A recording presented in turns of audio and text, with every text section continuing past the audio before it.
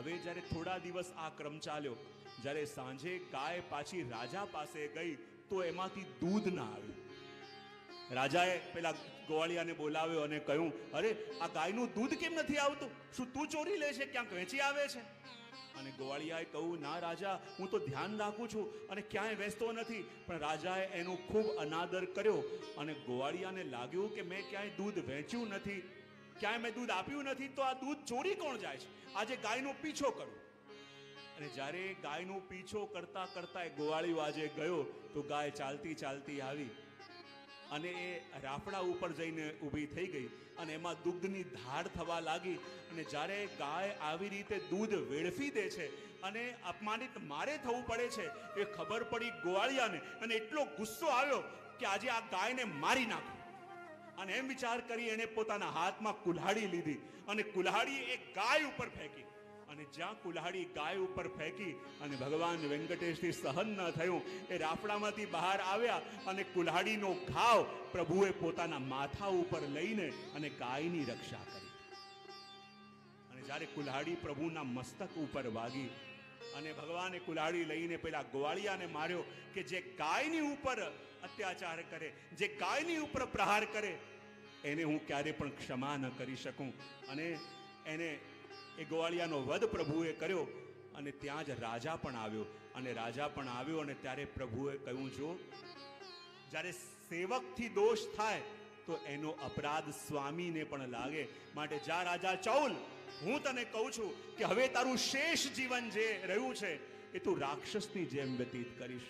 ને ત્યારે ચૌલ રાજાએ ક્ષમા માંગી અને કહ્યું કે પ્રભુ મને ક્ષમા કરો, આવો અપરાધ મારાથી હવે નહીં થાય, મારી ભૂલને ક્ષમા કરો. અને ત્યારે પ્રભુને દયા આવી અને પ્રભુએ કહ્યું, જો તે ક્ષમા માંગી છે તો એટલું જ હું કહી શકું કે હવે આવતા જન્મે તું ફરી રાજા રૂપે જન્મીશ અને તારું નામ આકાશ રાજન થશે. અને આકાશ રાજન તારે ત્યાં એ લક્ષ્મીજી સ્વયં પદ્માવતી રૂપે પ્રગટશે અને ત્યારે શ્રીનિવાસ રૂપે હું એમની સાથે લગ્ન કરીશ. અને પ્રભુ અને એ રાજા ચૌલ છૂટા પડ્યા. અને કહેવાય છે કે એ વખતે ભગવાનના મસ્તકમાં કુલ્હાડી વાગવાને કારણે બહુ લોહી નીકળતું હતું. તો એ ગામમાં બકુલા માઈ રહેતા હતા. એ બકુલા માઈની પાસે ભગવાન શ્રીનિવાસ પધાર્યા. અને કહેવાય આ બકુલા માઈ કોણ હતા? એ બીજું કોઈ નહીં, એ ગજમના એ જ યશોદા મૈયા હતા. અને બકુલા માઈ સ્વરૂપે પ્રગટ્યા હતા. એમની પાસે ભગવાન પધાર્યા અને બકુલા માઈની પાસે વિરાજ્યા. એમણે ખૂબ વાલ કર્યું અને વાલ કરી અને આપને દવા લગાવી. અને પ્રભુ પણ પ્રતીક્ષા કરવા લાગ્યા કે ક્યારે પદ્માવતી સ્વરૂપે શ્રી લક્ષ્મીજી પ્રગટે. સમય ધીમે ધીમે વ્યતીત થવા લાગ્યો અને એ રાજા ચૌલ બીજા જન્મે આકાશ રાજન રૂપે રાજા થયા. અને કહેવાય એમના લગ્ન થયા ચંદ્રિકા નામના રાણી સાથે. અને એમને ત્યાં કોઈ સંતાન નહોતું. અને સંતાન નહોતું ત્યારે શુક્રાચાર્યજીને કહીને એમને સંતાન કામના માટે યજ્ઞ કરાવડાયો. ને ત્યારે શુક્રાચાર્યજીએ કહ્યું કે રાજન, તમે જ્યારે ખેતરમાં અનાજ વાવતા હશો એ વખતે તમને કન્યાની પ્રાપ્તિ થશે. અને બરાબર આ આકાશ રાજન રાજા જ્યારે ખેતરમાં બી વાવતા હતા અને એ વખતે ધરતી માતાએ સ્વયં એક નાનકડી કન્યા જે કમળ ઉપર બેસી છે એ રાજાને ભેટમાં આપી. અને જ્યારે પદ્મ ઉપર બેસેલી કન્યા મળી તો રાજાએ એમનું નામ પણ પદ્માવતી રાખ્યું. અને આ પદ્માવતી જ્યારે ધીમે ધીમે મોટા થયા ને એકવાર એમની સખીઓ સાથે ત્યાં વનમાં વિચરણ કરતા હતા. ત્યાં સામેથી એક હાથી આક્રમણ કર્યું અને હાથી એટલો ગાંડો હાથી હતો કે બધા વૃક્ષો ઉખાડીને ફેંકવા લાગ્યો અને પદ્માવતીની પાછળ એમને મારવા માટે દોડ્યો. અને જ્યારે પદ્માવતી અસહાય થયા, મદદ માટે પુકારવા લાગ્યા, ત્યાં ઝાડીઓમાંથી સ્વયં ભગવાન શ્રીનિવાસ પધાર્યા. અને શ્રીનિવાસે હાથી સાથે યુદ્ધ કરી હાથીને પરાસ્ત કર્યો અને પદ્માવતીની રક્ષા કરી. અને પદ્માવતીજીની દૃષ્ટિ જ્યારે ભગવાન શ્રીનિવાસ ઉપર પડી અને દૃષ્ટિ પડતાની સાથે એમને પ્રીતિ થઈ ગઈ. જો લક્ષ્મીજી જ્યારે પ્રભુને છોડીને ગયા ને તો એમને પોતાની સ્મૃતિઓને પણ ગુપ્ત કરી દીધી. કારણ કે સ્મૃતિઓ હશે તો એની યાદ આવશે, એનાથી દૂર નહીં જઈ શકાય. સ્મૃતિઓને ગુપ્ત કરી દીધી અને સ્મૃતિઓને ગુપ્ત કરીને અહીંયા બિરાજ્યા. અને જ્યારે શ્રીનિવાસે એમની રક્ષા કરી, ઘરે ગયા, પણ હવે એ શ્રીનિવાસના મુખારવિંદને ભૂલી શકતા નથી. મનમાં ઈચ્છા થાય છે કે શ્રીનિવાસ સાથે મારા લગ્ન થાય. અને અહીંયા પ્રભુએ પણ જ્યારે પદ્માવતીને જોયા, એમને પણ પ્રેમ થઈ ગયો અને ઘરે આવીને બકુલા માઈને વાત કરી કે માં, કે મારી ઈચ્છા છે કે મારે પદ્માવતીજી સાથે લગ્ન કરવા છે. બકુલા માએ કહ્યું, ચિંતા ન કરો, હું જઈને આકાશ રાજનને વાત કરીશ. આકાશ રાજનને વાત કરી અને માની પણ ગયા. પણ અહીંયા પ્રભુની પાસે દ્રવ્યનો બહુ અભાવ હતો. બોલે કેમ? લક્ષ્મીજી છોડીને ચાલ્યા ગયા. લક્ષ્મીજી છોડીને ચાલ્યા ગયા અને આટલા મોટા રાજાના કન્યા સાથે લગ્ન કરવા છે, મારી પાસે તો દ્રવ્ય નથી, તો લગ્ન કરવા માટેનું દ્રવ્ય લાવું ક્યાંથી? અને ત્યારે પ્રભુ ગયા કુબેર પાસે અને કુબેરજીની પાસે જઈને કહ્યું કે મારે લગ્ન કરવા છે, એટલા મોટા રાજાના કન્યા સાથે લગ્ન કરવાના છે, દૂર દૂરથી દેવી દેવતાઓ પણ આવવાના છે, તો ભવ્યતાથી કરવા છે. તો કુબેરે કહ્યું કે જેટલું દ્રવ્ય જોઈએ એટલું દ્રવ્ય લઈ જાઓ, એ મારી સેવા. ત્યારે ભગવાને કહ્યું કે હું સેવામાં નહીં લઉં, હું લોન તરીકે લઈશ.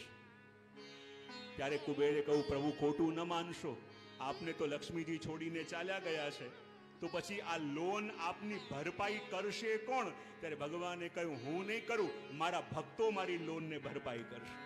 અને એટલા માટે ઉપર દર્શન કરવા જાઓ ને તો ત્યાં હુંડી છે. એ હુંડી શું છે? પ્રભુની લોન ચૂકવવા માટે આપવા ભક્તો દ્વારા આપવામાં આવેલું ડોનેશન. એ પ્રભુની વર્ષો જૂની લોન, કેટલા યુગોથી હજી ભરપાઈ થઈ નથી. અને કહે કે એટલા માટે હું વેંકટેશ સ્વરૂપે બિરાજીશ અને વેંકટેશ સ્વરૂપ બિરાજીશ અને મારા ભક્તો જે પણ આવશે એ મારી આ લોનને ભરપાઈ કરશે. અને જે પણ મારી લોન ચૂકવશે, કંઈક મને આપશે, એના ઘરને હું ધન ધાન્યથી ભરી દઈશ અને શ્રીપતિ થઈને ઉપર બિરાજમાન થઈશ. અને જ્યારે પદ્માવતીજી સાથે પ્રભુનું લગ્ન થયું એ વખતે, કારણ કે લક્ષ્મીજી એમને છોડીને ક્યાં ગયા હતા? બોલે કોલ્હાપુર. અને જ્યારે ખબર પડી કે પદ્માવતીજી છે તો લક્ષ્મીજીના જ અંશ, પણ સ્મૃતિઓને ગુપ્ત કરેલી છે. અને અહીંયા પ્રભુ સાથે પદ્માવતીજીના લગ્ન થતા હતા અને ત્યાં સ્વયં લક્ષ્મીજી આવી ગયા અને કહે કે પ્રભુ હું છું, તોય આપે બીજા લગ્ન કર્યા. અને આવી દશામાં જોયું, એક તરફ પદ્માવતીજી, એક તરફ લક્ષ્મીજી અને વચ્ચે પ્રભુ, શું ઉત્તર આપે? તો એમ કહેવાય છે કે એ વખતે પ્રભુનું આખું સ્વરૂપ આ મૂર્તિ રૂપે પરિવર્તિત થયું અને લક્ષ્મીજી અને પદ્માવતીજી પણ એ વખતે મૂર્ત રૂપે થયા અને એ જ ભગવાન વેંકટાવતી. એમના હૃદયમાં એક ભાગમાં પદ્માવતીજી બિરાજે અને એક ભાગમાં લક્ષ્મીજી બિરાજે. અને વેંકટાચલપતિ આપણે જોઈએ તો શ્રીનાથજીની પ્રાગટ્ય વાર્તા અને શ્રી તિરુપતિ બાલાજીની પ્રાગટ્ય વાર્તામાં પણ ઘણું સામ્ય આપણને જોવા માટે મળે છે. તો એ પ્રભુના દિવ્ય સ્વરૂપનું અહીંયા સ્મરણ કરી આપણે ભાગવતજીના મહાત્માની અંદર પ્રવેશ કરીએ. કારણ કે જે ભૂમિમાં આપણે આવ્યા છીએ, જ્યાં સુધી એ ભૂમિના આધિપતિનું સ્વરૂપ, એનું વર્ણન, એનું મહાત્મા આપણે ન સાંભળીએ ત્યાં સુધી એ ભૂમિમાં આપણે એ સ્વરૂપને આત્મસાત ન કરી શકીએ. માટે શ્રીમદ ભાગવતજીમાં પ્રવેશ કરતા પહેલા આપણે ત્યાં એવું વિધાન છે કે પદ્મ પુરાણ અંતર્ગત 6 અધ્યાયોમાં શ્રીમદ ભાગવતજીના મહાત્માનું વર્ણન કરવામાં આવ્યું છે. અને મહાત્મા સાંભળવાનું એટલા માટે કે કોઈ પણ વ્યક્તિ, વસ્તુ કે પદાર્થ આપણને એમને મળેલી હોય ને તો એનો મોલ ન સમજાય, આપણે ગ્રાન્ટેડ લઈ લઈએ.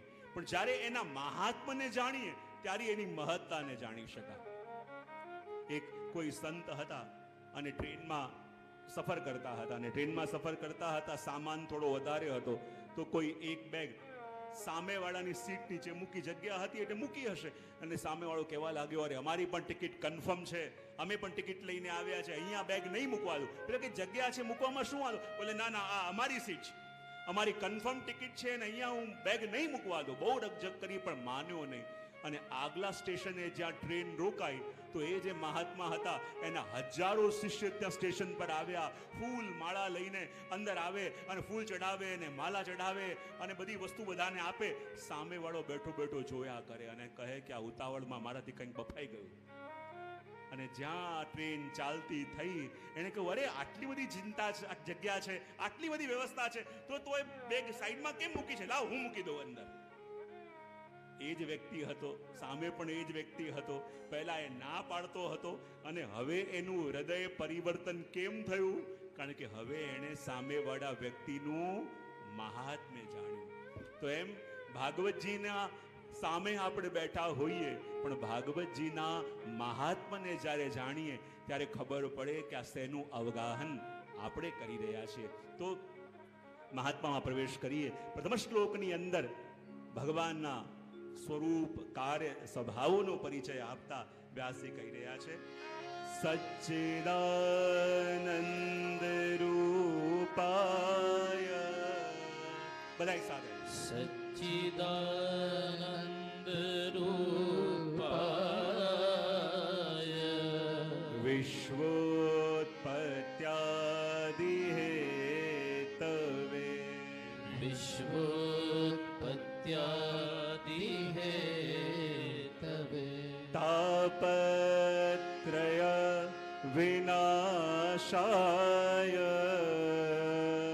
તાપત્રય વિનાશાય.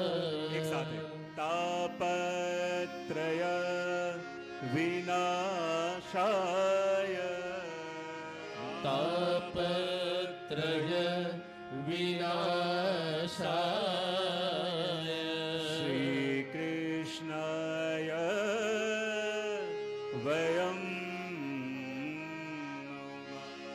શ્રી કૃષ્ણાય વયમ નમઃ. જો ભગવાનનો પરિચય સૌથી પહેલા વ્યાસજી આપણને કરાવે છે. કારણ કે પરિચય ન થાય તો પ્રીતિ ન થાય. અને જુઓ, પરિચય પણ કેવી રીતે થાય?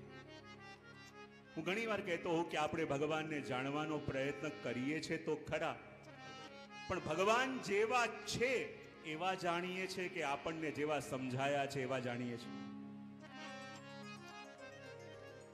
ફરી એકવાર, ભગવાનને આપણે બધા જાણીએ છીએ અને જાણીએ છીએ એટલે તો અહીંયા આવ્યા છીએ. અને જાણીએ છીએ કેવી રીતે? ઘણા લોકો કે અમારો તો રોજનો નિયમ. બોલે શું? મંગળા કર્યા વિના અમે પાણી પણ પીતા. અહીંયા પણ ઘણા એવા લોકો લાગે છે. બોલે મંગળા કર્યા વિના તો અમે જલ પણ લેતા નથી. તમે કાયમ જાઓ? બોલે કે હા, કાયમ જઈએ. ત્યારે એકવાર જઈને આવ્યા, મેં પૂછ્યું કે બંગડા કરીને આવ્યા? બોલે હા, કરીને આવ્યા. બોલે મસ્તકમાં પ્રભુએ શું ધર્યું હતું? બોલે એ તો ખબર નથી, પણ મંગળા કર્યા વિના જલ પીતા. ઠાકોરજીએ કયા રંગની પાગ ધરી હતી? બોલે એ તો ખબર નથી, પણ મંગળા કર્યા વિના જલ પીતા. ઘણીવાર સમજાય નહીં કે આ દર્શન કરવા જાય છે કે દર્શન આપવા જાય છે. અને ત્યારે જાણવું પડે કે ભગવાનને સમજવાનો પ્રયત્ન આપણે કરીએ છીએ, પણ ભગવાન જેવા છે એવા એને જાણીએ છીએ કે આપણને જેવા સમજાયા છે એવા જાણીએ છીએ? જેવા છે એવા જાણતા નથી. આપણા પરસેપ્શનમાં જેવા સેટ થયા છે આપણે ભગવાનને એવા જાણીએ છીએ. અને જેવા છે એવા જાણતા નથી તો વાતે વાતે આપણને ભગવાન માટે ક્વેશ્ચન જાગતો નથી. ભગવાને આવું કેમ કર્યું? ભગવાન ખાલી મારી સાથે જ આવું કેમ? ભગવાન દરેકના કાર્યોને પૂરા કરે છે, ખાલી મારું સાંભળતા. હવે જો અંતરની વાત આવી રહી છે એટલે બધા બોલે છે.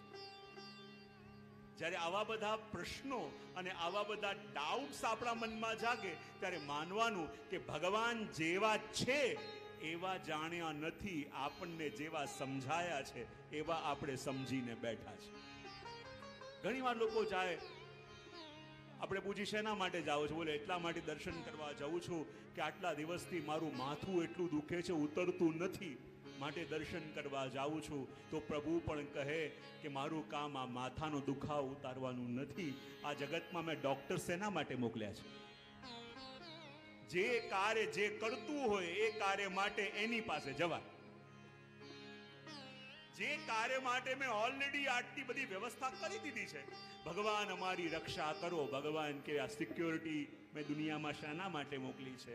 એનું કાર્ય એ છે. તો જે કાર્ય જેને સોંપવામાં આવ્યું છે એ કાર્ય માટે એની પાસે જાઓ.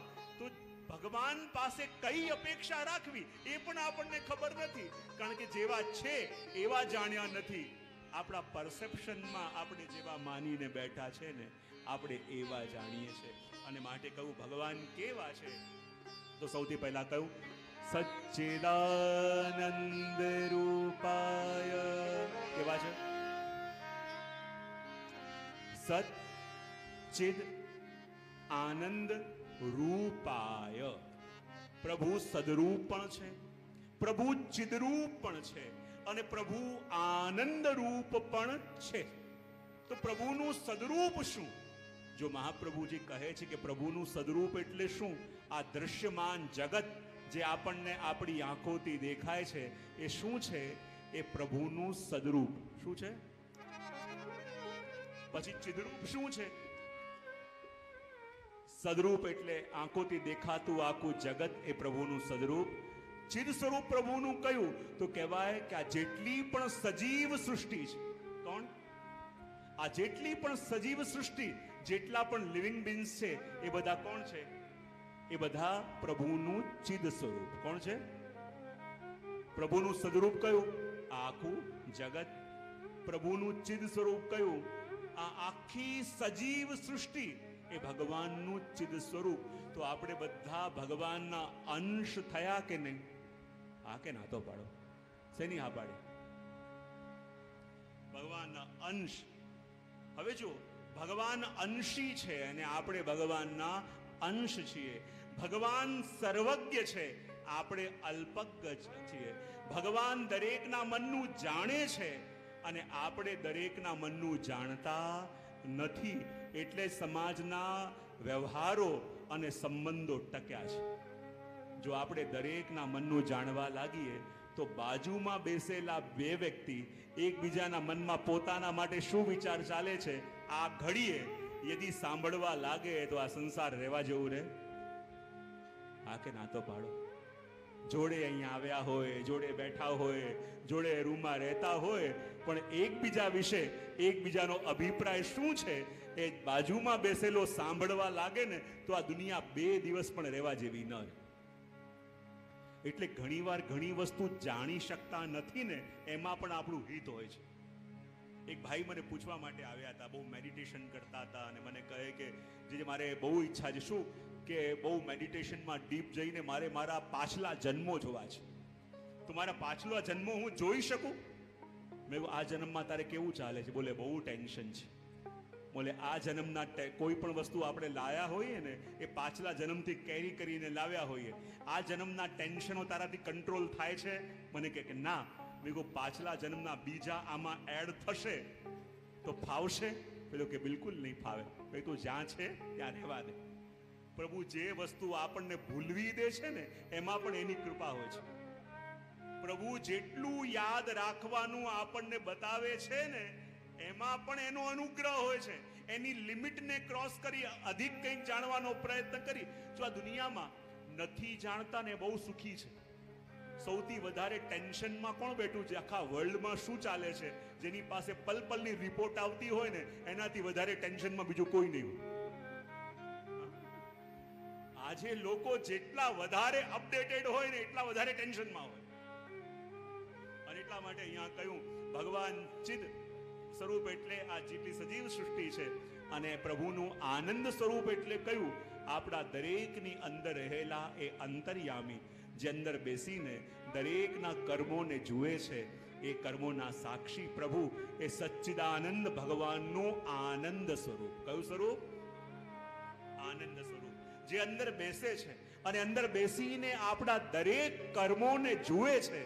અને દરેક કર્મોને જુએ છે, પણ આશ્ચર્યની વાત એ કે એના પ્રેમમાં કોઈ ફરક પડતો નથી.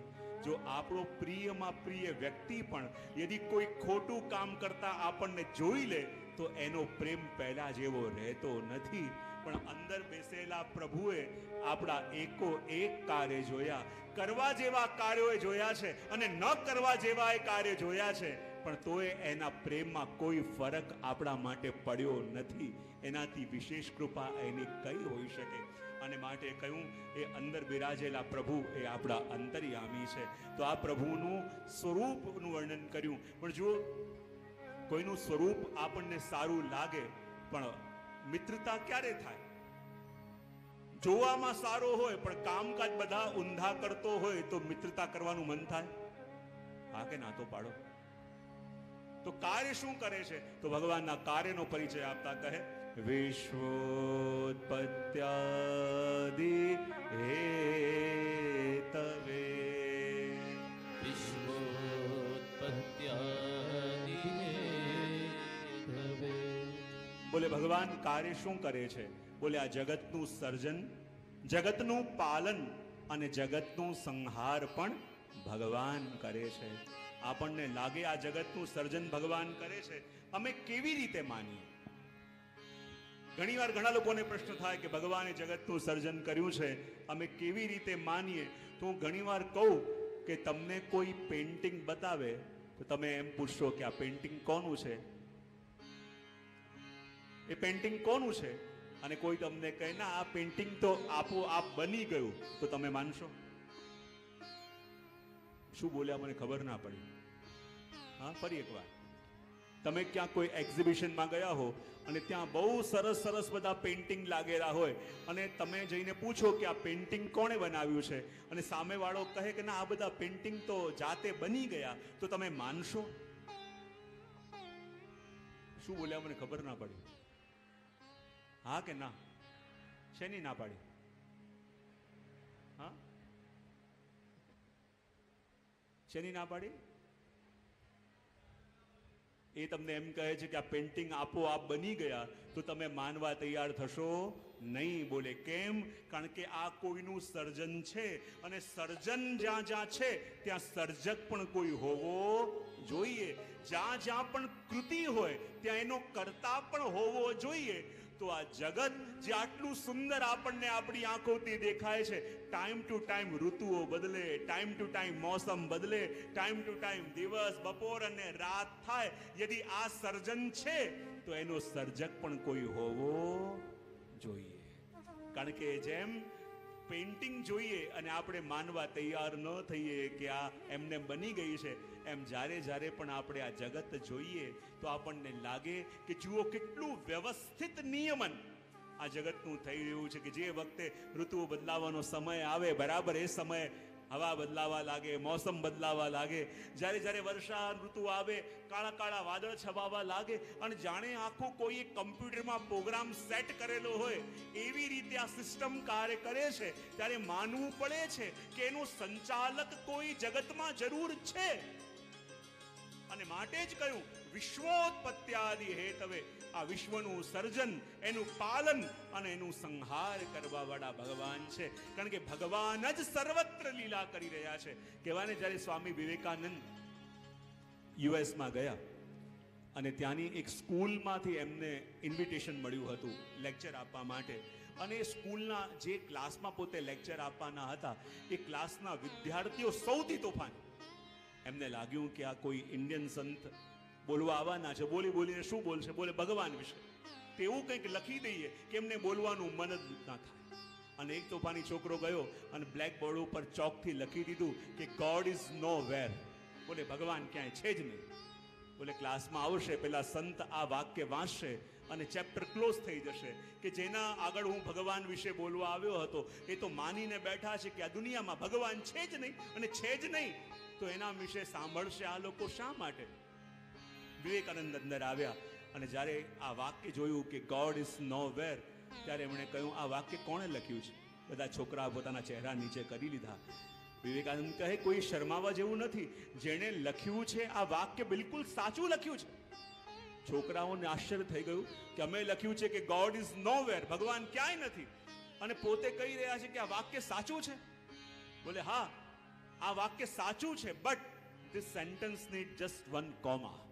એમ કહીને એમણે હાથમાં ચોક લીધું, આગળ ગયા, લખ્યું હતું ગોડ ઇઝ નો વેર, અને એમાં નો ના એન ની આગળ એમને કોમા કરી દીધું.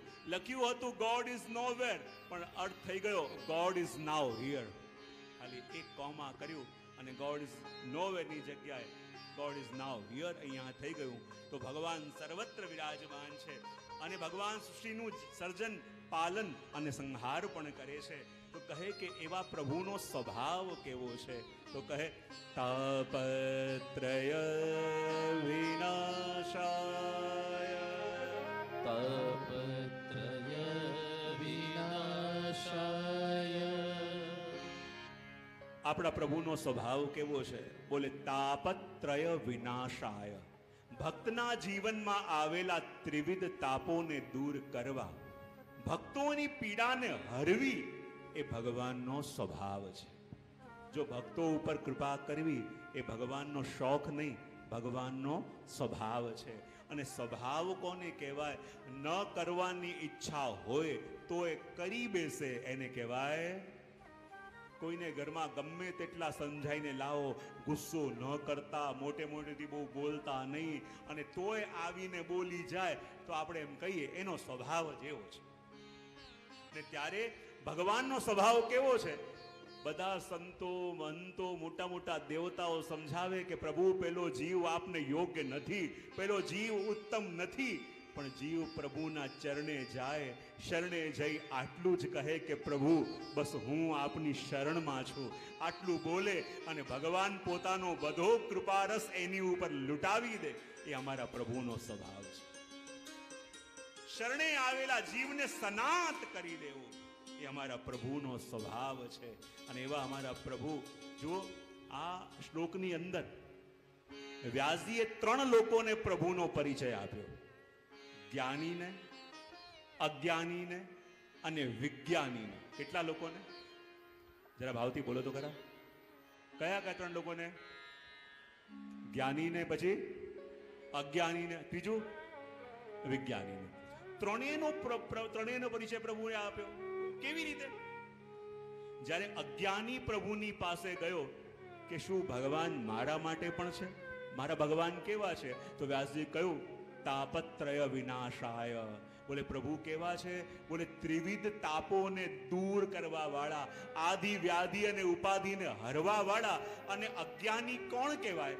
જે ભગવાનની પાસે જાય છે તો ભગવાનને માંગવા નહીં, ભગવાનથી માંગવા માંગે. જ્યારે જ્યારે પણ જીવ ભગવાનની પાસે ગયો પણ પ્રભુને ન માંગ્યા, પ્રભુથી માંગીને આવી જાય. જે ભગવાનની પાસે જાય છે માત્ર દુઃખોને દૂર કરવા માટે, એ અજ્ઞાની છે. મને બતાવો, ભગવાન તો એમ કહે છે કે જે મારી પાસે આવીને મને માંગે ને, હું મારું સર્વસ્વ એને લૂંટાવા તૈયાર છું. પણ કેટલી વાર પ્રભુની પાસે જ્યારે ગયા ત્યારે જઈને પ્રભુને માંગ્યા, અને કેટલી વાર પ્રભુથી માંગીને આવ્યા. જ્યારે જ્યારે પણ પ્રભુની પાસે ગયા આપણે ભગવાનને નહીં, ભગવાનથી માંગીને આવ્યા.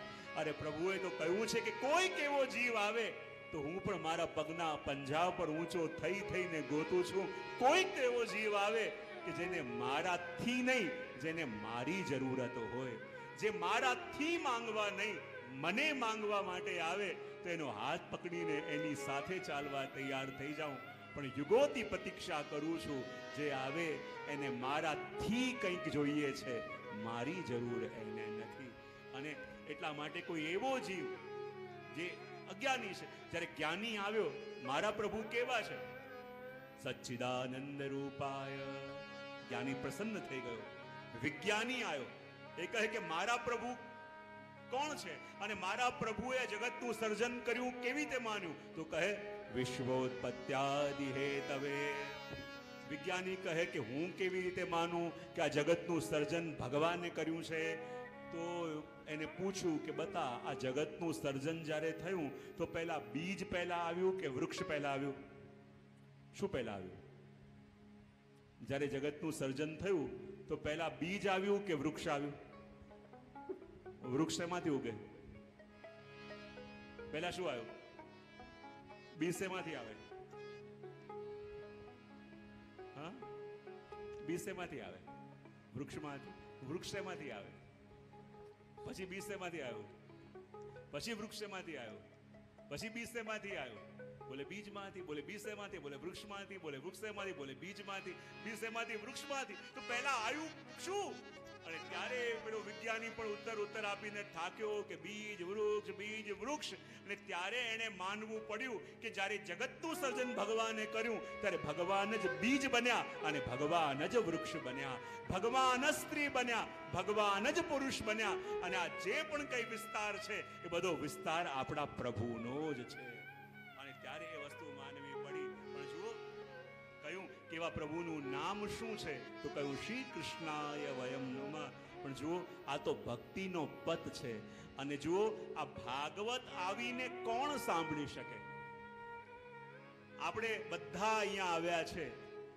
ઘણા લોકો શું હોય, ભાગવતમાં આવવાની ઈચ્છા કરે પણ આવી ન શકે. અને કેટલાક એવા હોય આવી જાય પણ આવીને સાંભળી ન શકે. કેટલાક તો હોલમાં આવીને બેસી જાય પણ